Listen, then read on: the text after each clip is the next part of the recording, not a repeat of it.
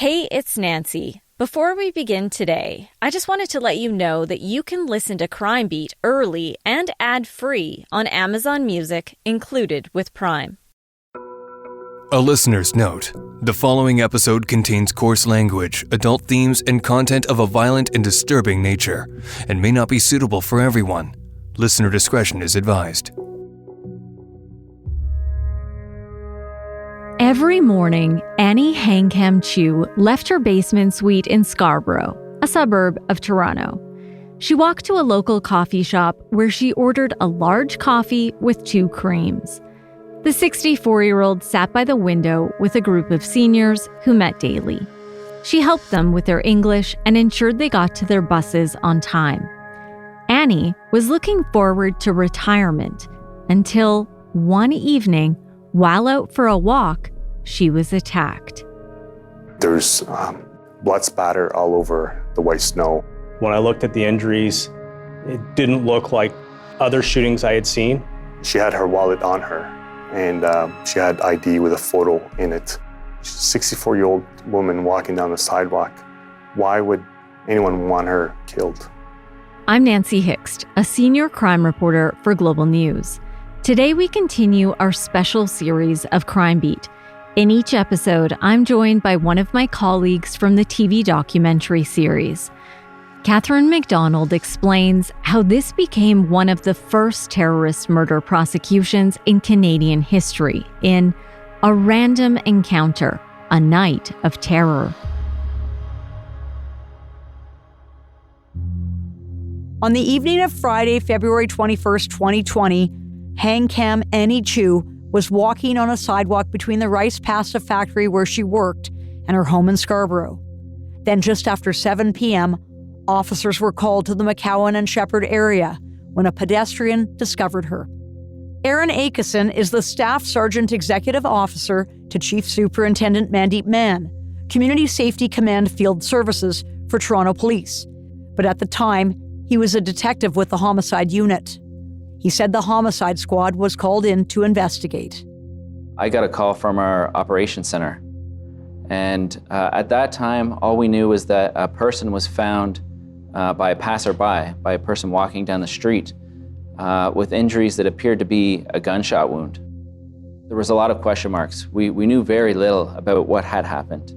The information was that it was a gunshot wound, but it was a person walking down the street that found her, which is odd because quite often when there's gunshots, we get a number of callers because it's such a loud event. But in this case, it was very close to a residential area and we had no callers. At the crime scene, I met Detective Stephen Matthews, who was my partner that night. It was a cold night, there was snow. They had the whole section blocked off. I'm not sure where she was going that night. She was alone.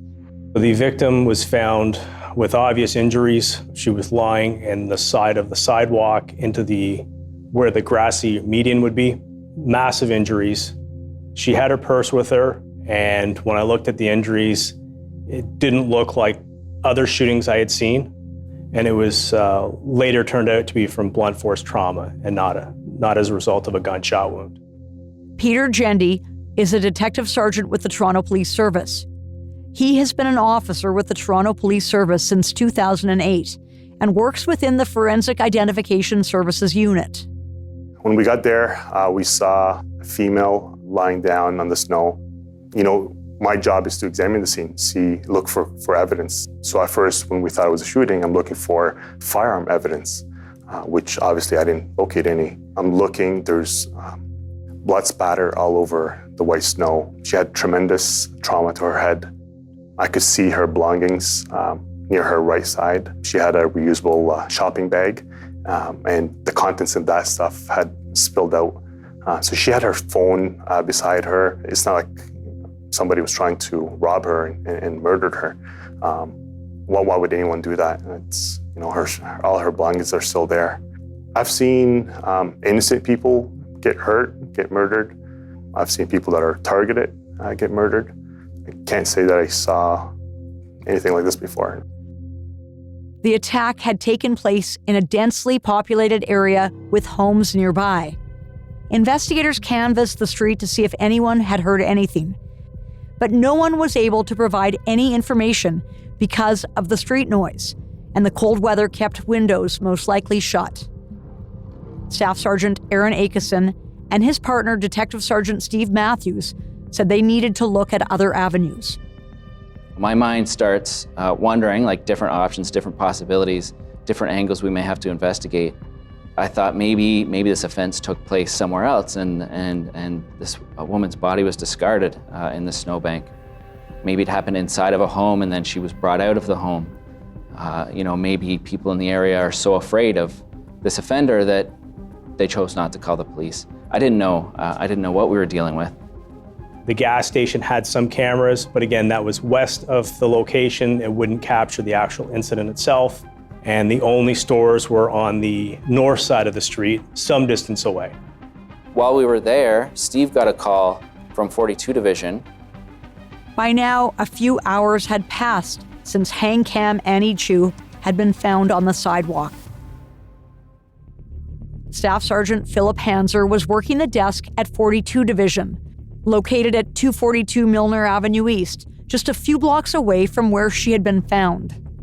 So as we're doing the background information here, trying to find where the victim resided, an individual walked into our station several hours later, close to 10 p.m. He had blood on him. He walked up to the front counter, put a bag on the counter, and advised the officers at the front desk that he had just killed someone.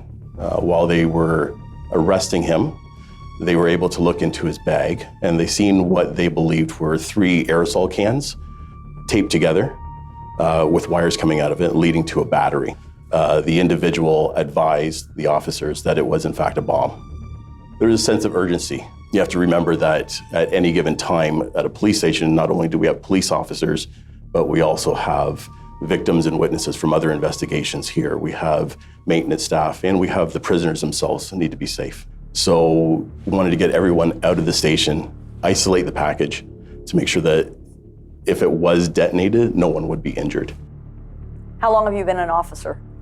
22 years. Have you ever had a night like that? No, I have not, no.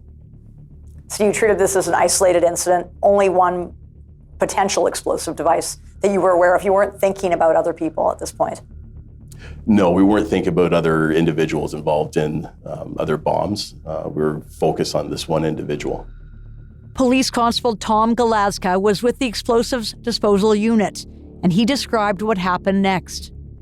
We didn't have a lot of information at the time. They were coming in, and we've heard that the station is being evacuated, and that there was somebody at the front desk that came into the station and had a bag with them that seemed very suspicious to the officers. We gathered our equipment, put it all back on our truck, and made our way to 42 Division. So at this point, your concern is you don't want whatever's in that bag to go off? Absolutely. So we were briefed by the staff sergeant. It was a black canvas bag. I know there were some blood stains on it, and inside of this bag, we were told there were some things taped together, looked like aerosol cans, some wires, batteries, etc.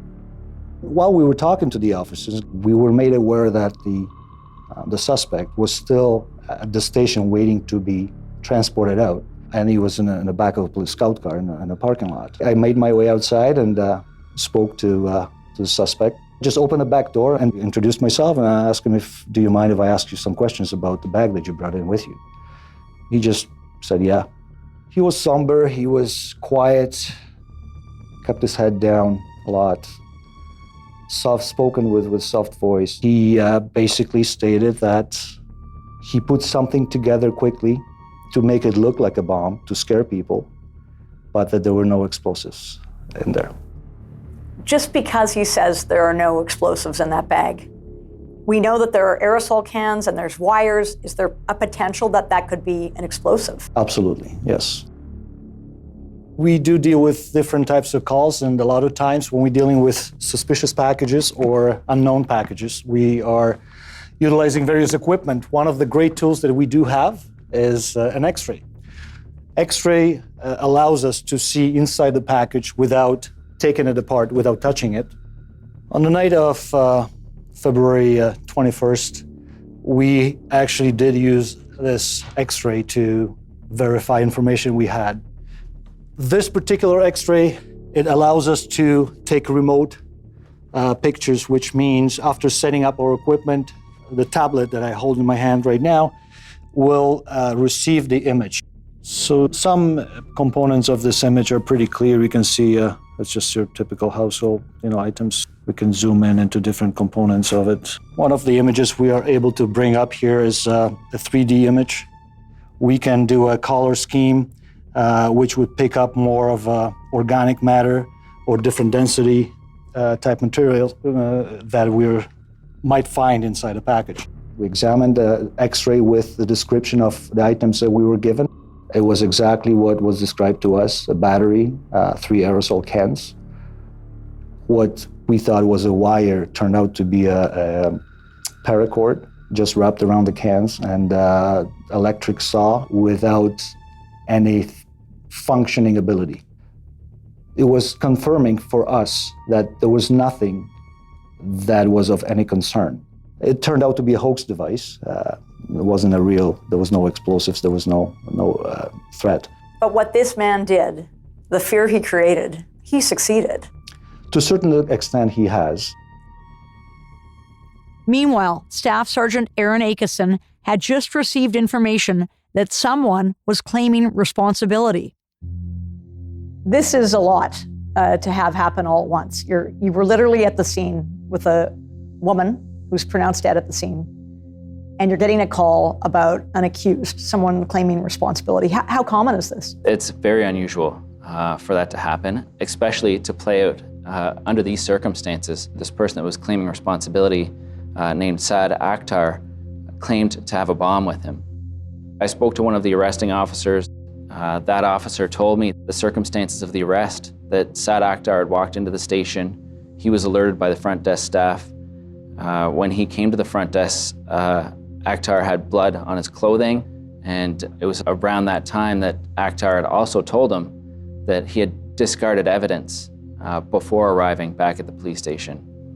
That was very important to me because depending on where this evidence was, it could be tampered with, it could be picked up, it could be exposed to elements, and we could lose forensic evidence. So this is something timely that we needed to take care of. So as soon as I received that information, I knew that Detective Matthews was still at the scene, in charge of the scene. So I relayed that information to him so that he could get a canvass underway in the area of where our accused, Saad Akhtar, may have been. 3 hours after a woman had been found dead on a Toronto sidewalk, a police station had been partially evacuated over a suspicious package, and a bomb disposal team had been called in. But at the heart of the chaotic events of the day was a woman who never made it home. I asked Detective Sergeant Steve Matthews and Detective Sergeant Peter Gendy from the Forensic Identification Services Unit about her. Just backing up here, you haven't yet told me what we know about the woman, because we never got to know her as members of the media. Who was this woman? So Annie Chiu was 64 years old at the time of her murder.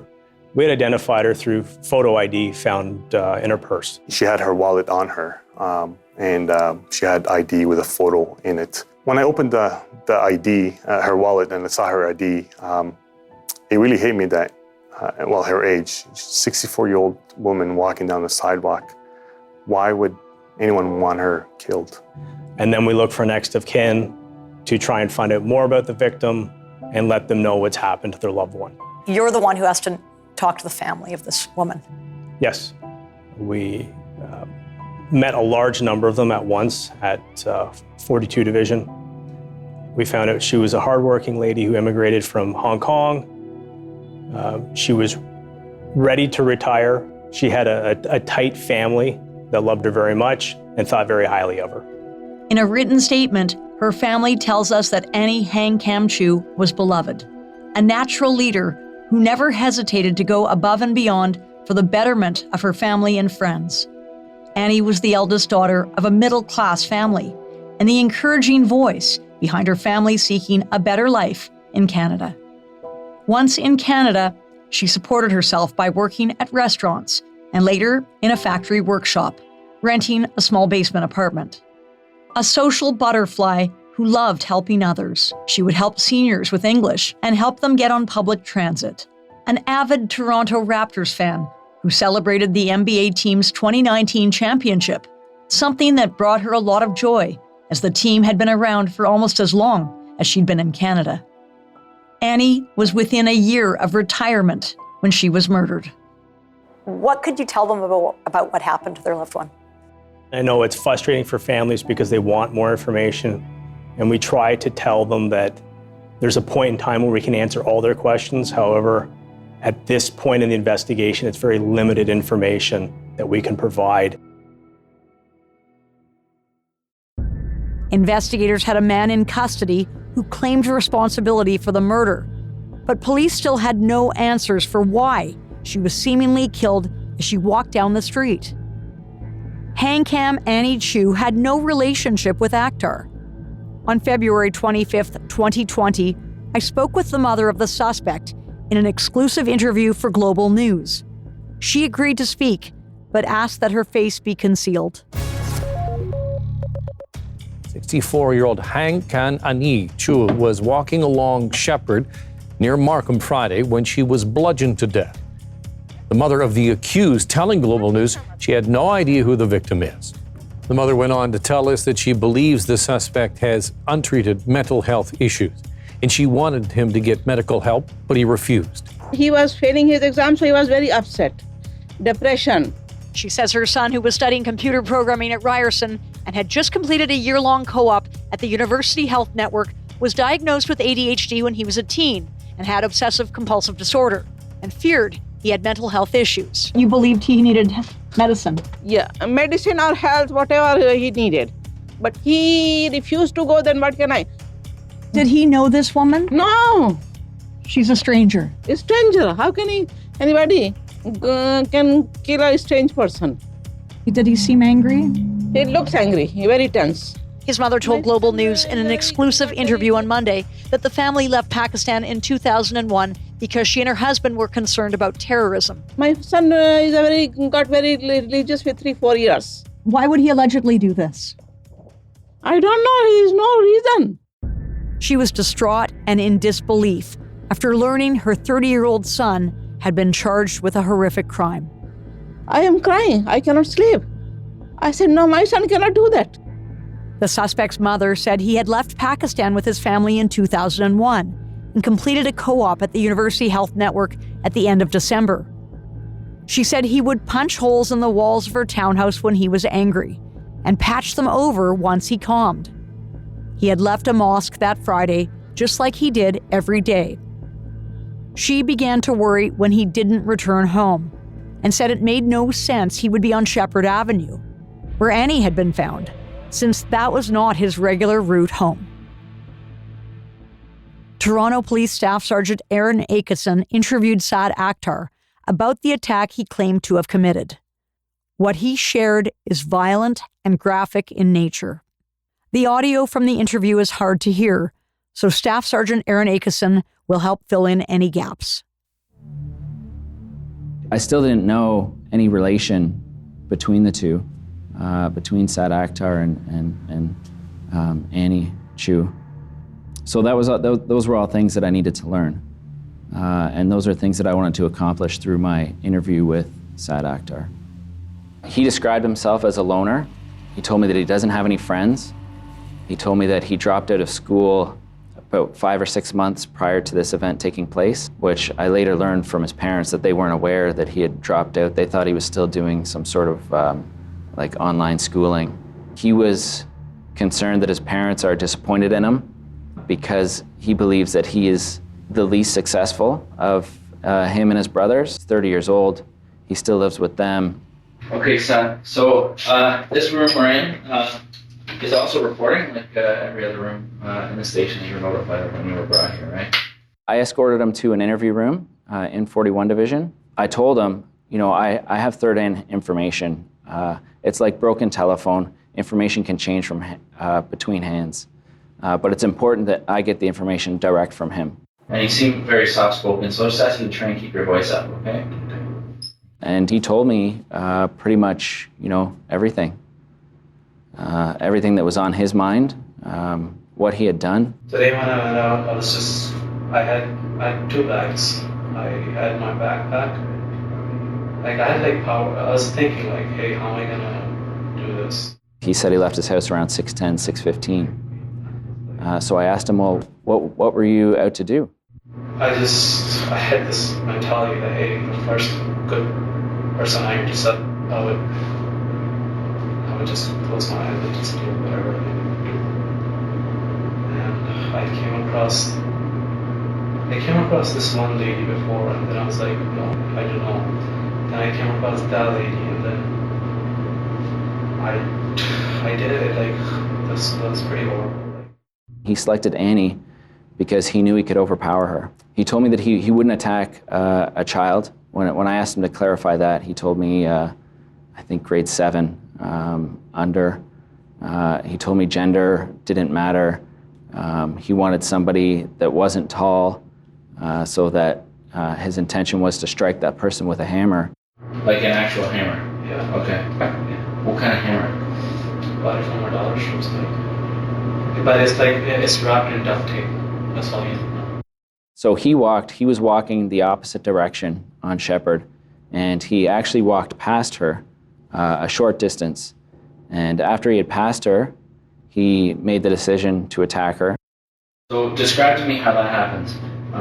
When you attacked this woman, what did you do with the bag? I dropped it, and I was hitting her. Well, I tried to hit her with a hammer, and I missed initially. He approached behind her with the hammer. He actually missed on the first attempt, and he's not sure if the hammer or his hand had struck her, like on the side of her head, the shaft of the hammer, or on her shoulder, but it caused her to fall to the ground. And then it's pretty horrible to say, I was just punching her. Punching her with your hand? Yes. While she was on the ground, he got on top of her. She eventually turned over, and that's when he was able to get his hammer in hand again.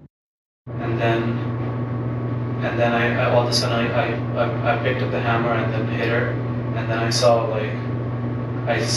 pretty sure I saw her skull broke. After that, I wanted to do more because I chose to do more. I'll be honest. When I was attacking that lady, a guy just passed by his bicycle. He looked, he didn't do anything. So I mean, if I wanted to do more, I could have done more. But then I don't know. I just lost the stomach for it. As you're hearing him talk about his plans that he changed his mind on because, as you said, he felt sick to his stomach, what are you thinking? You know, my mindset is very much focused on the evidence. And the things he's saying is surreal and like remarkably disturbing. But I'm trying not to focus on the reality of what he's telling me, but what's the next step? What else do I need to know while he's talking? At any point, I could offend him, or he could flick the switch and all of a sudden not want to talk to me anymore. So my goal is to get as much information as I possibly can, and I still had a lot of questions. Detective Sergeant Steve Matthews said police were unable to identify the mystery man Akhtar claimed to have witnessed the attack from his bicycle, but they were able to find another source. Fortunately, there was an attentive business owner that had noticed in his surveillance cameras the emergency vehicles parked out front of his business, contacted somebody new, and was able to send us clips of the from his business that showed the actual incident itself from a distance. So we had an idea of what transpired from the interview with Mr. Akhtar, but it confirmed what he told us had happened. Mr. Akhtar told them about putting a note by the victim, and it was in a plastic bag, which I recall seeing, and initially I didn't pay a whole lot of attention. It looked like it had been something that perhaps fell out of her purse. I went with Detective Sergeant Steve Matthews to the Scarborough intersection where the attack took place. So Mr. Akhtar came west along Shepherd to Midland, came south along Midland to the bus shelter here, which is located across from 2240 Midland Avenue. and disposed the hammer at the south end of the seat near the edge of the bus shelter. And that's where the murder weapon was located. Meanwhile, Toronto Police Staff Sergeant Aaron Akeson asked Saad Akhtar about the note. Then I walked away and then I came back with the note there. And there was one note in my pocket which I left next to that lady. How long is it? How long is the note? It's like 1 sentence. And I mean, I just wanted to let people know why. It just says this is for the Islamic State. So he returned with a note in a Ziploc bag, and he tucked it underneath Annie. And that note said, Islamic State, Bakia. At the time, Staff Sergeant Aaron Akeson said he didn't know what it meant, but he spoke to investigators from the RCMP Integrated National Security Enforcement Team, and they explained to him that it could be translated to mean something similar to the Islamic State will endure. Here's Mubin Sheikh, a former CSIS and RCMP operative. So that is basically the war cry, if you will, of ISIS. All right. So Baqiya means remaining. We're here. Right. That was their hurrah cry, and so that's why. And it was to make it very clear that it was not just him pledging allegiance to ISIS, but doing it in support of ISIS. ISIS supporters had plotted and carried out a handful of attacks in Canadian cities, but this was the first to claim a life, other than that of the attacker, since October 2014. The incident was consistent with recent international attacks in which ISIS supporters had acted alone and used everyday objects such as knives as weapons. A terror plot busted by the RCMP. Oh, people of Canada. The latest bone-chilling, slick propaganda video from ISIS is directed at Canadians. We have a shocking story tonight about one of the so-called Toronto 18. Part of the alleged plot included storming Parliament Hill and beheading the Prime Minister. The Scarborough mother accused of this ISIS-inspired attack. The top Kurdish commander says he expects ISIS sleeper cells to seek revenge. There is still considerable momentum for radicals. The note left behind by Saad Akhtar suddenly made Hang-Kam Chiu's murder case into a full-scale terrorism investigation. Police had to determine if more attacks were planned. 30-year-old Saad Akhtar was already accused in the apparent random killing, but his charge has now been upgraded to, quote, first-degree murder, including terrorist activity. It's unclear if Akhtar is attached to any particular terrorist group. Toronto Police Staff Sergeant Aaron Akeson asked Saad Akhtar for information during their interview. Are you part of any groups? No. So and I thought today was going to be on, but it's going to be done. Do you know of anybody else that has plans that are going to cause harm to other people? Like I said, it's like a lone attack, and that's about it. Unable to take Akhtar's word for it, investigators turned to Detective Sergeant Peter Gendy from the Forensic Identification Services Unit. So how can you, as a forensic officer, help determine if there's more than one person involved? You let the scene speak to you, see what you find. All these little clues will tell us if there's more than one person involved. So the note that was left at the scene next to the deceased, as well as this note, were seized. There were two notes left, but this is the one that was found where? So this is the one that found the backpack that was discarded by the accused in the hydrofield. So not where the deceased was. This was a few kilometers away in a hydrofield. You know, it says, this is for the Islamic State and all the crimes against Muslims. God is great. So we've seized the note, photographed it, and I've used a chemical to enhance it to examine it for fingerprints, essentially. And what we located here, just in the back side of this note, just in the top corner, is a bunch of friction ridges.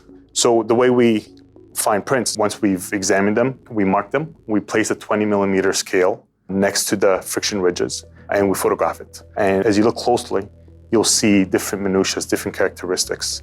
And that photograph was submitted to APHIS, and it came back as a positive identification for the accused right palm.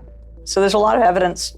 There's the handwriting analysis, there's her blood, her DNA, right? When he was arrested, he had bloody clothing on him still.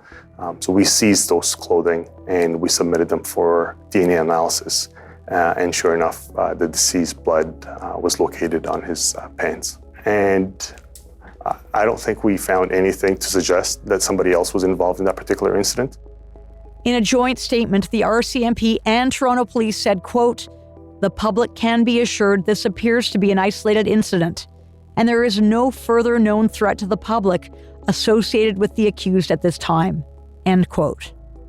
The case was jointly investigated by TPS and the RCMP and was jointly prosecuted by the PPSC and the Ontario Ministry of the Attorney General.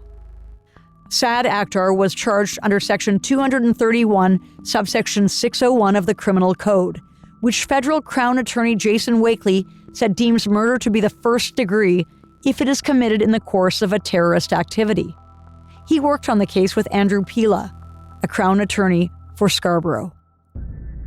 This was one of the first terrorist murder prosecutions in Canadian history. There was one earlier charge laid. This was the second. So this particular provision was enacted in 2001 with the Anti-Terrorism Act, which was Parliament's response to 9/11. Even if the offender did not plan and deliberate the killing of a person, the fact that they killed a person in the course of committing a terrorist act automatically legally deems it or classifies it as a first-degree murder. And when he turned himself in, he very promptly acknowledged and proclaimed proudly that this was a terrorist attack. So we had to develop a sort of a working relationship with the Ontario Crown to advance the prosecution jointly. We learned early on that it appeared to be motivated by what had been absorbed by him as a result of his time spent on the internet. There were materials produced by certain extremists on his computer. His browsing history for Google and his search history showed an interest in recent terrorist attacks committed in other parts of the world. And we see this is a phenomenon that we see with ISIS, but also across the ideological spectrum, whether it's a fascist cause or a racist cause or an anti-Semitic or an Islamophobic or a misogynist. Lots of extremist groups use techniques like this and then send their messages out into the world. I asked Mubin Sheikh, counterterrorism expert and former CSIS and RCMP operative, about Akhtar's radicalization. How does someone like Saad Akhtar go from watching content online to actually planning and committing a crime like the one he did? Yeah, so, when a person is consuming this material, psychologists talk about a number of factors that come into play. For example, what's called vicarious suffering, okay? Where you are watching videos of your people, however you construct that term, being persecuted, harmed, injured, then what will happen is you start to feel that you are harmed and injured. So it becomes, it's look at what's happening. What are you doing about this? You have a role to play. You as an individual can do something about it.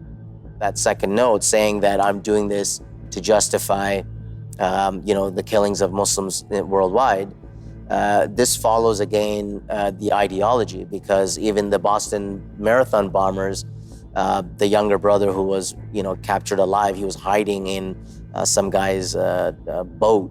Well, he scrawled on the surface of the boat, "We're doing this because of, your military ventures in Iraq and Afghanistan." The Parliament Hill attacker in Ottawa did the same thing, left a video message saying, "I'm doing this for my brothers in Afghanistan." So this follows this idea, and this is one of the drivers of extremism, of violent extremism, the foreign policy grievances. Ideology without grievances doesn't resonate, and grievances without ideology are not acted upon.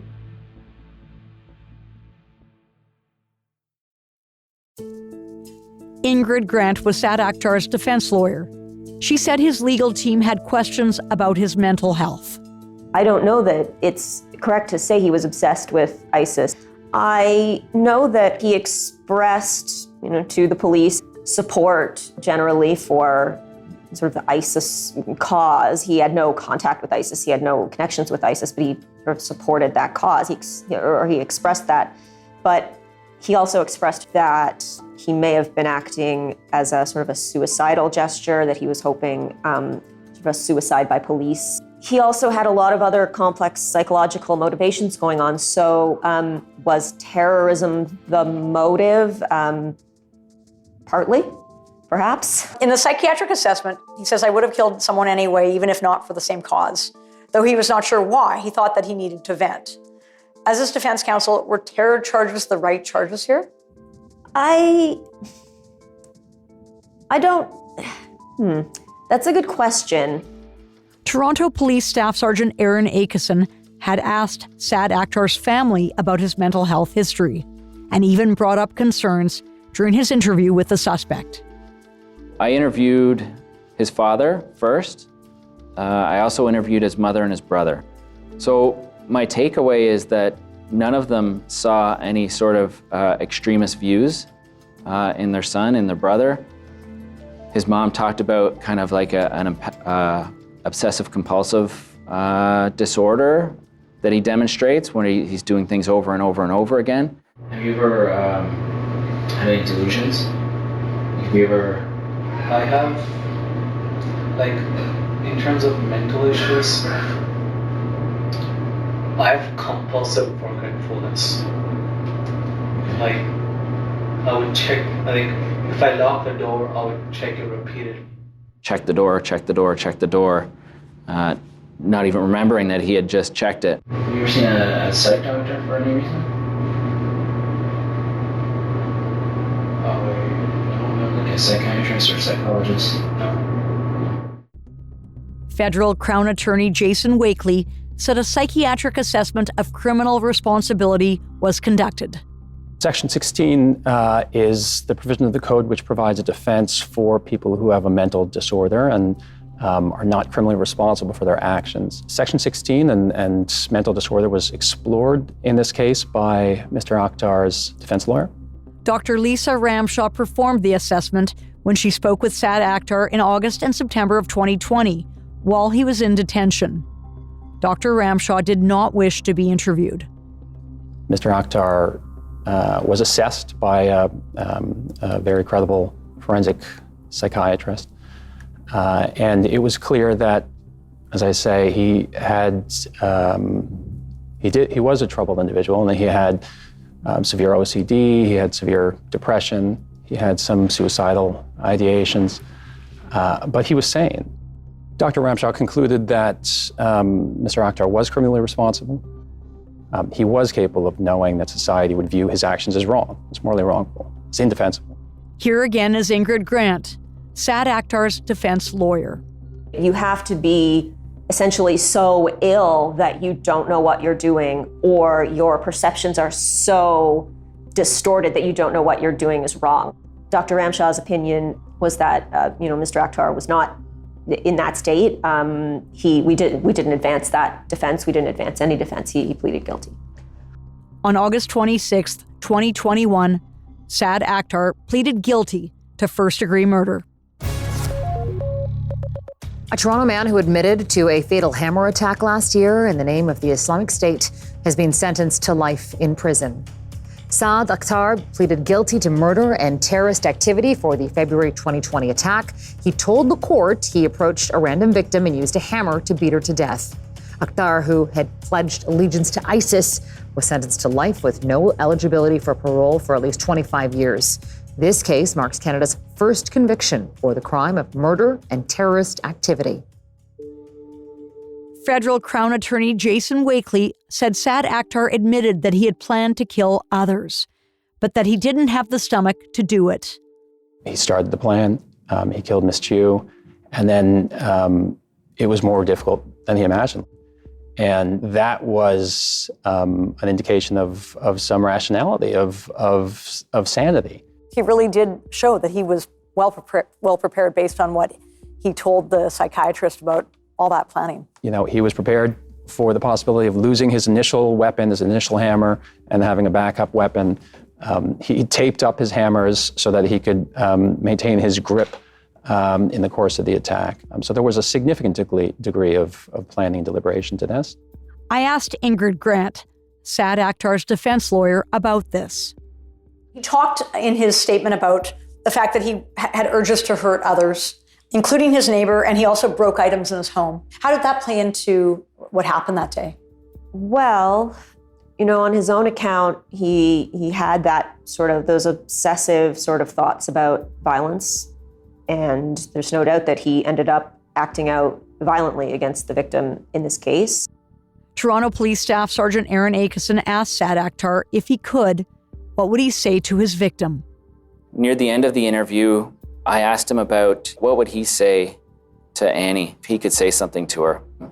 He didn't say that, he would apologize or he would take back what he has done. And then I asked him, well, what would you say to her family?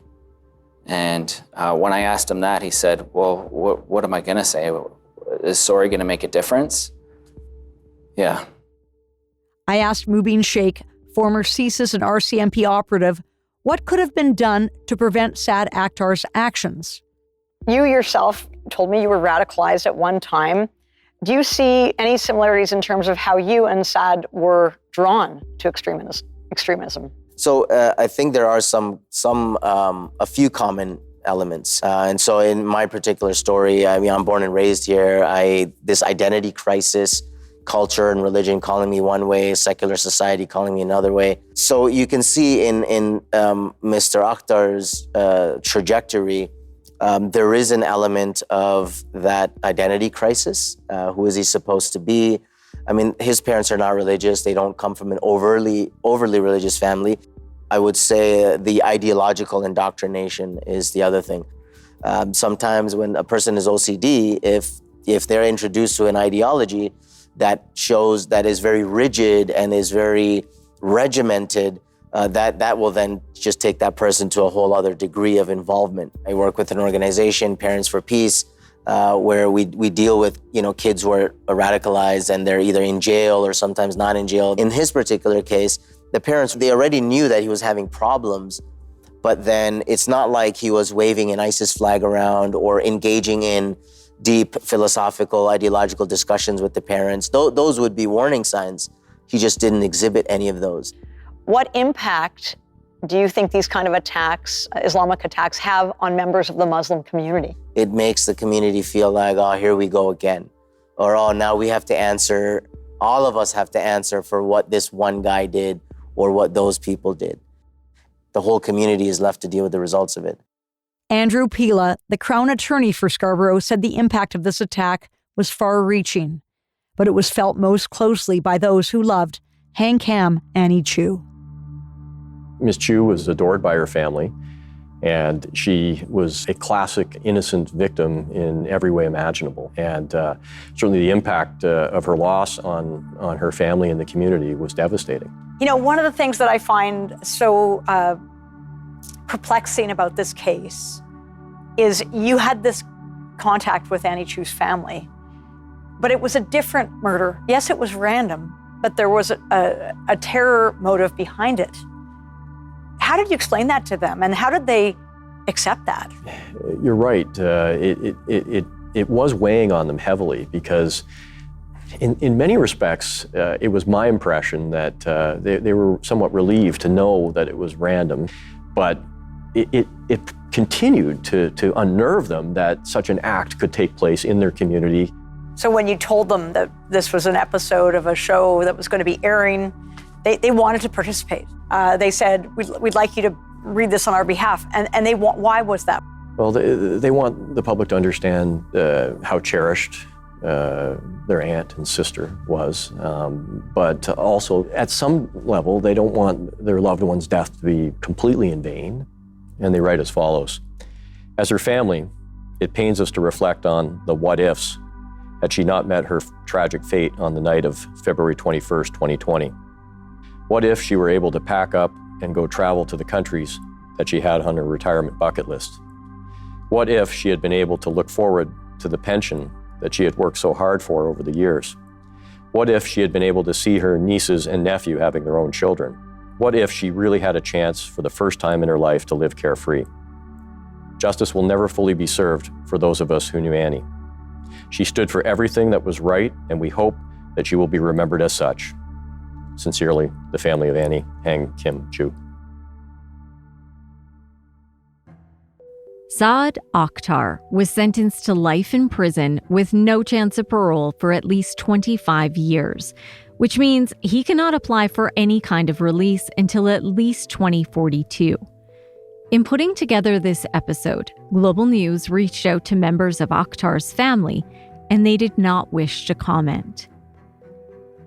Annie Hang-Kam Chiu's family say they'll continue to honor her, remembering her as the life of the party and the one who'd organize family gatherings for dim sum and Chinese New Year. They say as long as everyone was well taken care of, she was happy. I want to thank Annie's family and everyone who spoke to us for this story, and thank you so much for listening. Crime Beat is hosted by me, Nancy Hixt. This episode originally aired on Crime Beat TV on October 28, 2022, and was reported on by Catherine McDonald. For photos and other information on this story, please head to Global News. I'll add the link to the show notes. To watch this episode, please subscribe to the Crime Beat TV YouTube channel. This episode was adapted to podcast by our senior producer, Dila Velasquez. Audio and sound design by Rob Johnston. Thanks again for listening. Please join me next time on Crime Beat.